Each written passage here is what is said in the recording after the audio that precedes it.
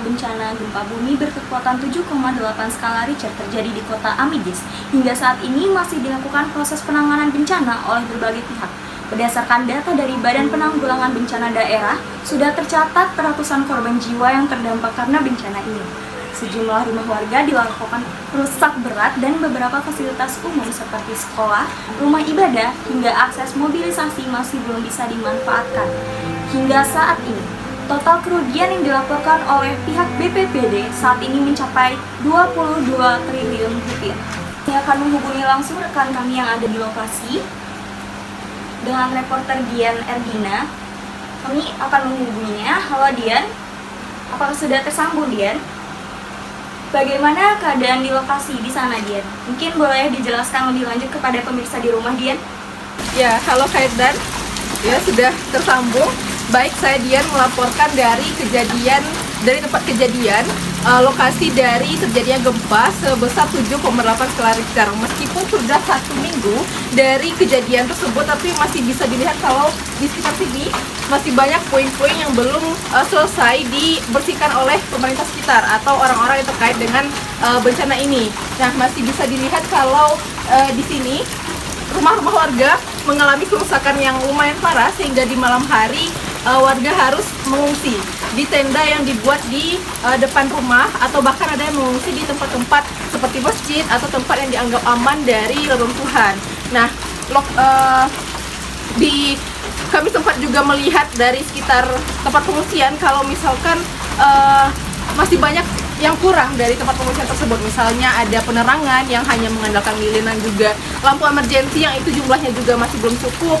Nah, pemerintah dan juga komunitas-komunitas terkait juga masih berusaha untuk memenuhi itu semua. Tidak hanya itu, mereka juga berusaha untuk memenuhi kebutuhan fisik lainnya seperti air, kemudian makanan yang juga lumayan pokok bagi kehidupan masyarakat di sekitar sini. Selain itu, komunitas-komunitas juga ada yang turun langsung bersama kami di sini untuk mengatasi permasalahan psikologis dari masyarakat yang ada di atau terdampak dari bencana gempa bumi ini. Mungkin sekian laporan dari saya kembalikan kepada Ferdan di studio. Oke, baik Dian, saya mendapat laporan bahwa banyaknya penyintas dari kalangan anak-anak dan perempuan. Apakah benar Dian? Ya, betul sekali Ferdan. Jika tadi saya sudah sempat berbincang dengan masyarakat sekitar, kalau yang terdampak lebih banyak dari bencana ini adalah anak dan perempuan. Untuk itu kami sudah menghadirkan salah satu relawan yang ada di komunitas pelindung anak dan perempuan, yang mana ini mengkhususkan untuk menangani masalah-masalah yang ada pada anak dan perempuan, khususnya pengungsian ini. Mungkin bisa bergabung bersama kami Mbak Nisa. Selamat siang Mbak Nisa. Ya, selamat siang. Ya, seperti yang kita ketahui Mbak Nisa, kalau misalkan gempa 7,8 skala Richter ini menimbulkan berbagai dampak negatif bagi masyarakat sekitar di sini, khususnya anak dan perempuan. Kira-kira menurut Mbak Nisa atau menurut hasil observasi dari Mbak Nisa sendiri, apa yang masalah utama dari anak dan perempuan di pengungsian ini? Khususnya di pengungsian ini ya, karena banyak hal yang terjadi dan gempa itu, terus kayak banyak rumah juga yang rusak, dan jadinya warga di sekitar itu ada yang mengungsi dan mendirikan tenda di depan rumahnya, dan ada juga beberapa tenda gede khusus untuk pengungsian yang gede gitu untuk anak dan perempuan. Dan gak hanya anak dan perempuan, tapi satu keluarga, 2 keluarga, 3 keluarga gabung di sana semua. Dan permasalahan utama di sini adalah sanitasi kali ya, dan air bersih gitu. Terus bantuan logistik juga masih agak kurang gitu dari bantuan yang diberikan. Berarti masalah utamanya itu ya Mbak Nisa, jadi dari masalah logistik dan sanitasi juga diperlukan di sini, karena seperti yang kita ketahui kalau misalkan dampak dari gempa ini salah satunya adalah kurangnya air bersih di sekitar sini gitu. Nah, kalau misalkan dari dampak psikologi sendiri, apakah dari anak dan perempuan itu memperlihatkan dampak-dampak seperti itu? Dan seperti yang kita tahu itu untuk ketika terjadi bencana seperti ini, perempuan dan anak-anak itu adalah kelompok yang rentan gitu. Jadi misalnya perempuan itu punya peran gitu ya, sebagai ibu, sebagai istri gitu, segala macamnya. Dan apa tadi Kak pertanyaannya Kak yang ini?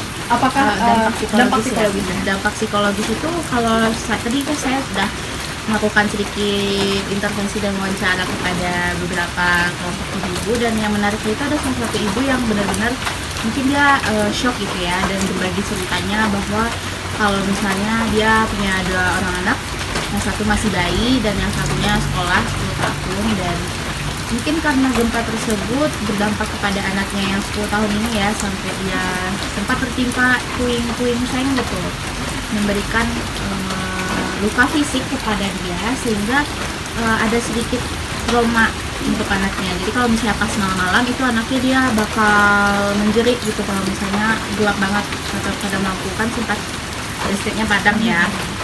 Nah, si ibu juga merasa kelelahan gitu ya, habis kedua anaknya, dia sendiri tidak terlalu bisa mengurus dirinya, masalah perekonomian juga terhambat gitu ya, dan dia harus tetap kuat sebagai peran dia sebagai ibu gitu. Jadi gitu.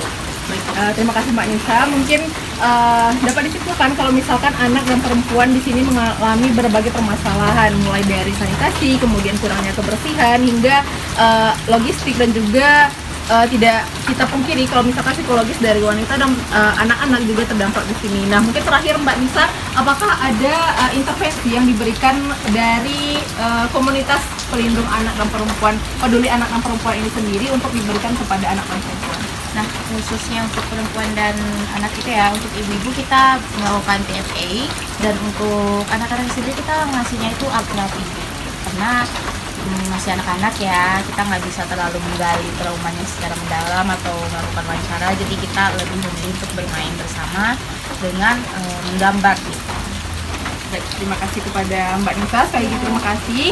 Mungkin sekian yang dapat kami sampaikan dari lapangan. Jadi bisa dilihat kalau misalkan anak dan perempuan itu berdampak, kemudian sudah ada intervensi dari relawan juga.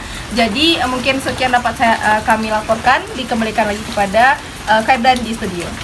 Oke, baik pemirsa, laporan dari Kota Amidis tadi merupakan akhir dari liputan kita pada hari ini. Diharapkan kepada masyarakat untuk tetap hati-hati dan berwaspada terkait bencana. Saya Kaya dan Anissa Fitra pamit undur diri. Sekian, terima kasih.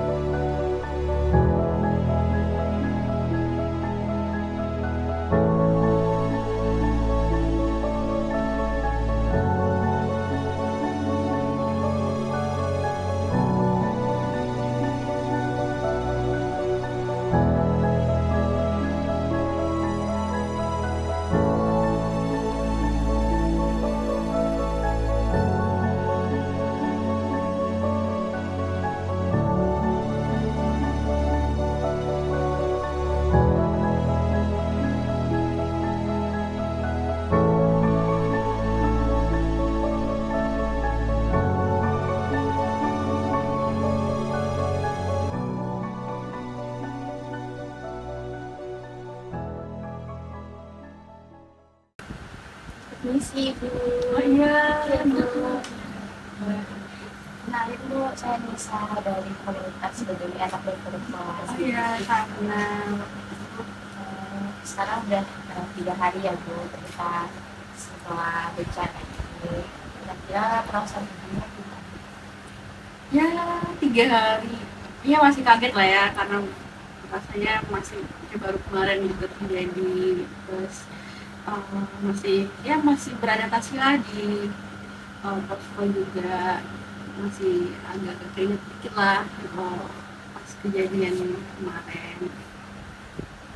Masih kurang Kondisi ibunya eh rumah saya lumayan gini sih, lumayan rusak sih karena kejadian ini gitu, jadi nggak bisa dipakai gitu, makanya saya sebagai pindah fungsi di pengungsian ini gitu. kalau saya boleh tahu ibunya keluarganya terdiri dari siapa saja? Oh, saya ada anak 2 orang ya, satu umur 10 tahun, satu lagi umur 2 bulan, ada suami juga, terus saya. Iya ibu. Kalau untuk anak ibu sendiri itu usia berapa Bu? Oh, Anaknya? anak saya yang gede usia 10 tahun, yang kecil 10 bulan gitu. Kalau anak-anak itu kondisinya gimana? Kalau Kan pada kecil ya. ya benar-benar angka yang gede sih, yang kelihatan yang ini ya lumayan terdampak gitu dari gempa kemarin gitu, karena dia juga di kan posisi lagi di sekolah kan, lagi istirahat gitu, terus mereka udah kena apa sih namanya, seng gitu di sekolah gitu, jadi pas saya datang itu udah luka gitu kan. Dia jadi itu masih kaget, terus udah lebih banyak diem ya gitu saya lihat. Beberapa malam tuh sering ngigau, teriak-teriak gitu, udah 2 malam ini gitu di pengungsian. Makanya sebenarnya anak ibu pendiam juga kan apa bagaimana? Enggak sih, anak saya cukup ceria ya orangnya, untuk kayak nggak seperti sekarang gitu. Banyak ngomong gitu, sering main juga, sama kayak diajak main sama temen-temen juga agak susah gitu, kebanyakan tuh sama saya aja gitu. Kalau ibu sendiri gimana Bu? Kalau misalnya udah kalah, terus kalau ketika anak ibu rewel itu gimana itu? Tuh bingung Stres ya, atau iya gimana? stres banget lah gitu ya. 2 orang gitu yang saya ngurusin gitu, terus dalam kondisi yang tidak kayak biasa kan, kayak di rumah. Kalau ngurusin di sini tuh nggak senyaman di rumah gitu, terus nangis rewel tuh sakit kepala lah gitu, apalagi mikirin yang lain gitu kan di rumah gitu kan, di rumah juga udah poranda lah pastinya gitu kan, terus kita anak di sini juga rewel gitu, nggak banyak nangisnya gitu.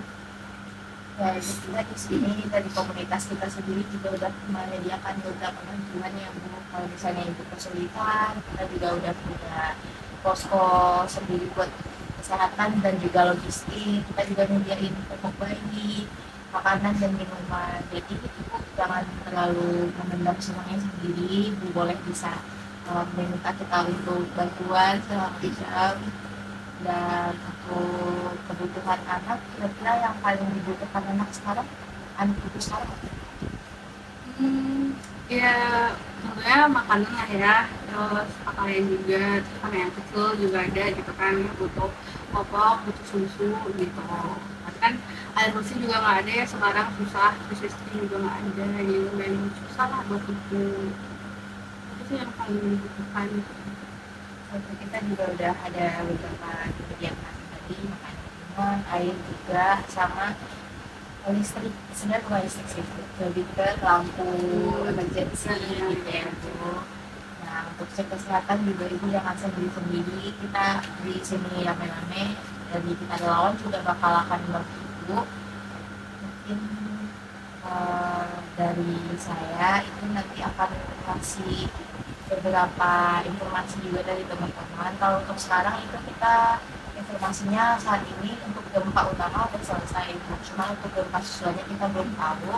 Jadi untuk sementara memang harus dicoba dulu, dan untuk besok itu nanti kita ada pendataan terkait rumah yang rusak, dan juga beberapa undangan beberapa kali.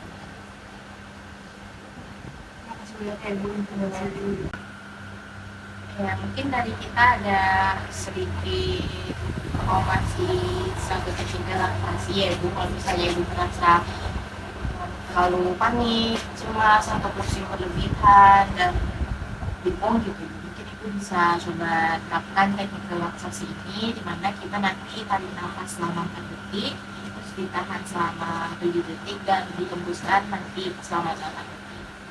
Mungkin boleh kita coba sama ya, kalau kita tarik nafas selama 4 detik, 1, 2, 3, 4, kita tahan, 1, 2, 3, 4, 5, 6, 7, kita buang. 1, 2, 3, 4, 5, 6, 7. Kita ulangi lagi ya Bu, tarik nafas lagi, 1, 2, 3, 4, tahan, 1, 2, 3, 4, 5, 6, 7, 1, 2, 4. Begitu ya Bu, gimana Ibu, apakah membantu oleh relaksasi Ibu apa enggak? Saya agak tenang ya, agak kayak sedikit. Mungkin nanti kalau misalnya Ibu terlalu banyak hal yang dipikirkan, mungkin Ibu diterapkan relaksasi pernafasan. Ibu sama-sama Ibu, jangan merasa sendiri ya Bu, kita semua di sini yang tadi berusaha semaksimal mungkin untuk relaksasi Ibu dan terus semangat ya Bu.